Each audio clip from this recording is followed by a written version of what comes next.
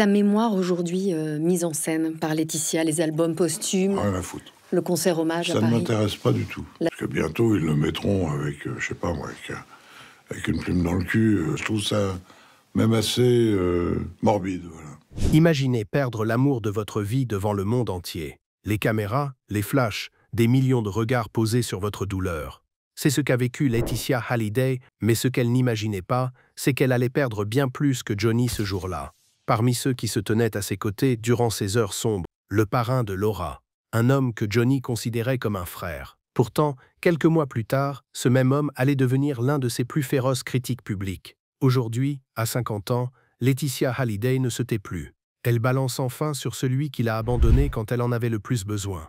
Une amitié de plusieurs décennies pulvérisée par une guerre d'héritage. Des déclarations chocs dans les médias.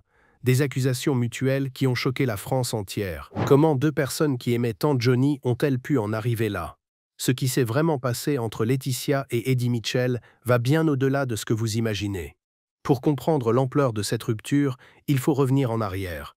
Eddie Mitchell et Johnny Hallyday, c'était bien plus qu'une simple amitié. Depuis les années 60, ces deux légendes du rock français partageaient tout. Les tournées, les succès, les galères, la vie. Ils avaient traversé ensemble les décennies, construisant une complicité rare dans le monde du showbiz. Quand les vieilles canailles se sont formées avec Jacques Dutronc, ce trio est devenu mythique. Leurs concerts affichaient complets en quelques heures.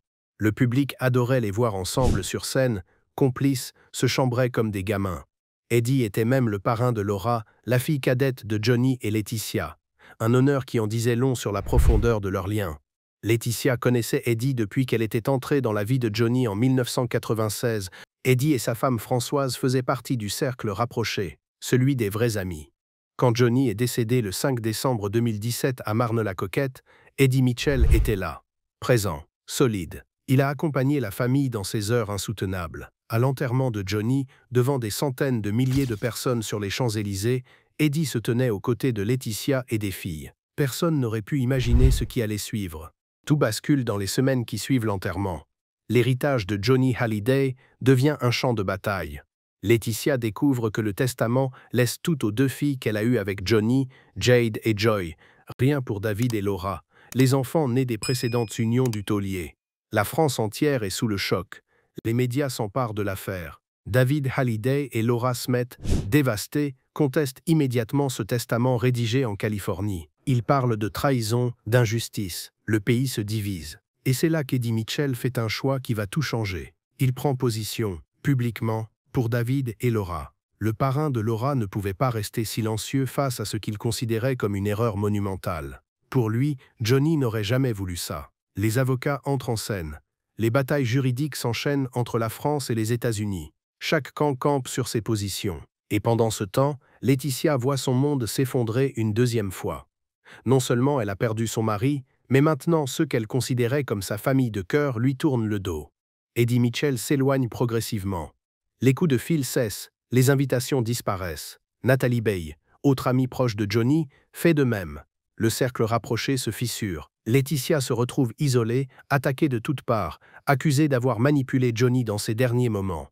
Pour elle, c'est un cauchemar sans fin, mais ce n'était que le début. Le silence entre Laetitia et Eddie dure des années.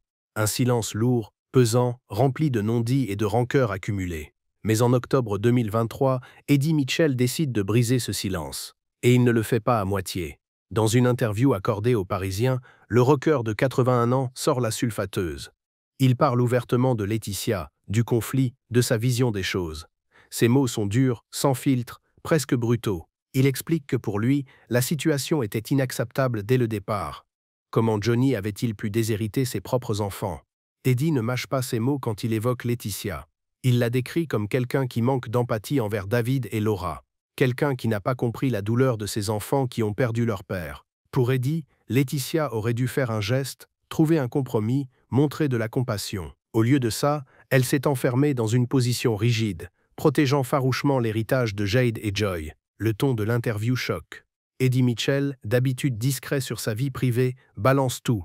Il confie que la relation est définitivement rompue, qu'il n'y a plus rien à sauver.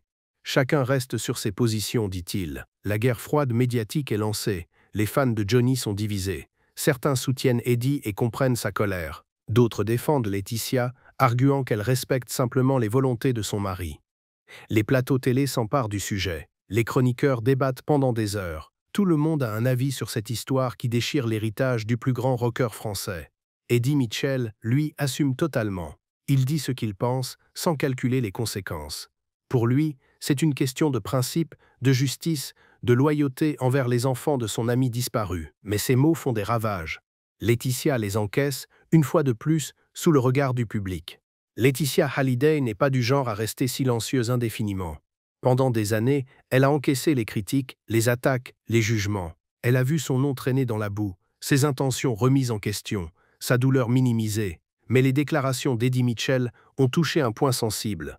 Trop sensible. Alors elle décide de répondre.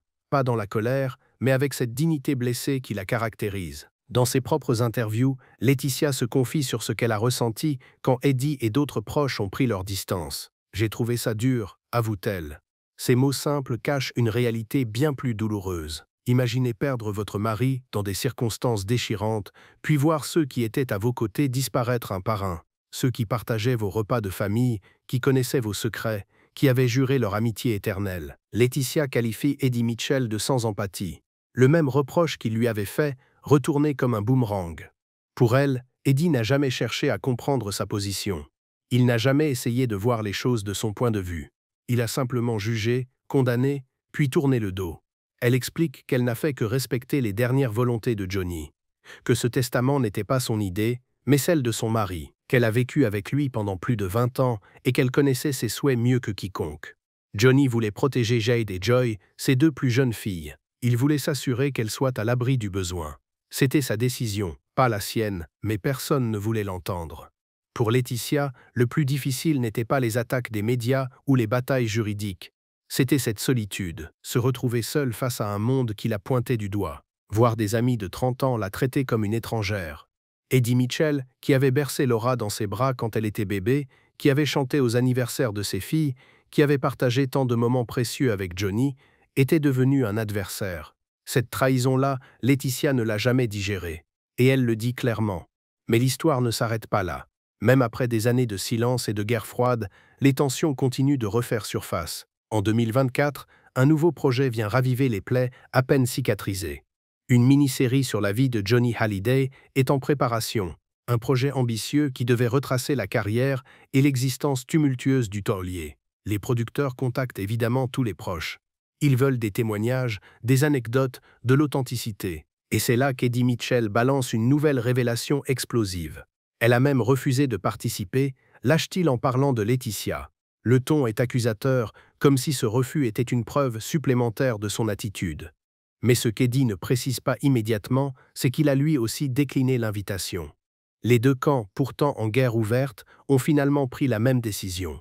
Refuser de participer à cette mini-série. L'ironie de la situation est frappante. Laetitia et Eddie ne se parlent plus, ne peuvent pas se voir, ne partagent plus rien. Mais ils ont au moins un point commun, protéger l'image de Johnny à leur manière. Pour Laetitia, cette mini-série risquait de déformer la vérité, de romancer des aspects intimes de leur vie. Elle ne voulait pas que l'histoire de Johnny soit racontée par des scénaristes qui ne l'avaient jamais connu. Pour Eddie, les raisons étaient probablement similaires. Personne ne pouvait raconter Johnny mieux que ceux qui l'avaient vraiment vécu. Mais même cette décision commune ne rapproche pas les deux camps. Au contraire, chacun l'utilise comme une arme supplémentaire. Eddie insinue que le refus de Laetitia prouve son manque de respect pour la mémoire de Johnny. Laetitia, elle, laisse entendre que ceux qui critiquent tant auraient pu montrer l'exemple en participant pour honorer leur ami. Le dialogue est toujours impossible. Les positions restent figées. Et pendant ce temps, les révélations continuent de tomber au compte-gouttes dans la presse. Chaque interview d'Eddie Mitchell contient son lot de pics subtils ou frontales. Chaque apparition de Laetitia est scrutée, analysée, commentée. Les médias adorent ce feuilleton sans fin, cette guerre familiale qui ne semble avoir aucune issue. Eddie Mitchell, à plus de 80 ans, maintient sa position avec une fermeté qui impressionne. Il ne lâchera rien. Pour lui, c'est une question d'honneur, de loyauté envers David et Laura. Laetitia, elle, continue d'avancer, de reconstruire sa vie à Los Angeles avec ses filles. Mais le poids de ces conflits ne disparaît jamais complètement. Au-delà des personnes impliquées, c'est l'héritage même de Johnny Hallyday qui souffre de cette guerre sans fin. Le taulier, celui qui a fait vibrer la France pendant plus de 50 ans, celui dont les concerts assemblaient des générations entières, mérite-t-il vraiment que sa mémoire soit associée à ces conflits familiaux interminables? Les fans de Johnny sont déchirés. Certains ont pris le parti de Laetitia, admirant sa force et sa détermination à protéger ses filles. Ils voient en elle une veuve courageuse qui respecte les volontés de son mari malgré la pression. D'autres soutiennent Eddie Mitchell et comprennent son indignation face à ce qu'ils perçoivent comme une injustice envers David et Laura. Pour eux, ces deux enfants ont été les premières victimes d'une situation qu'ils n'ont jamais voulu. Les réseaux sociaux amplifient cette division. Chaque post, chaque photo, chaque déclaration devient un champ de bataille dans les commentaires. Les discussions tournent en rond, personne ne convainc personne, et la communauté des fans reste fracturée. Cette division affecte aussi la façon dont l'œuvre de Johnny est perçue.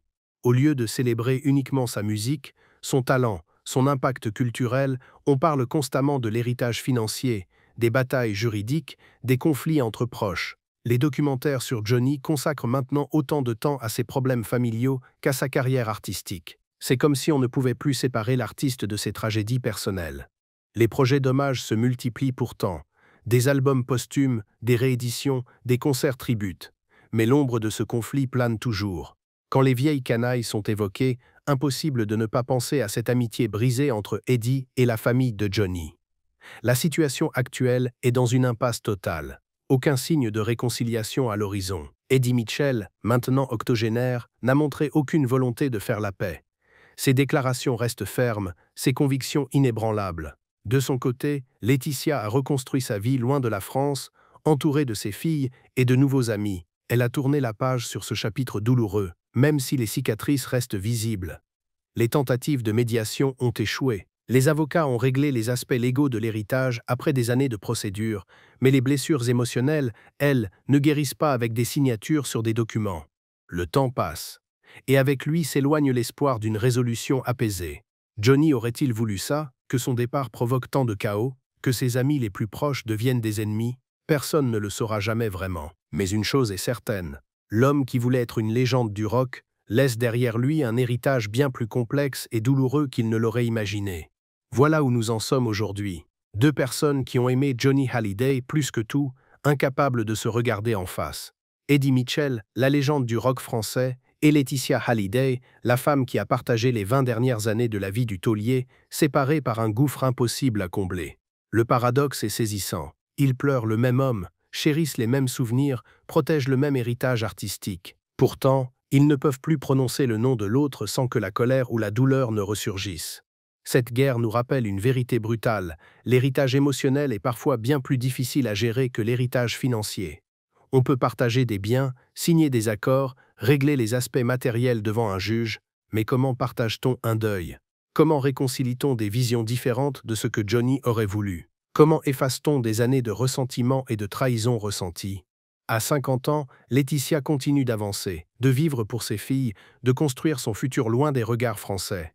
Eddie Mitchell, à 81 ans, reste campé sur ses positions, fidèle à sa vision de la justice et de la loyauté.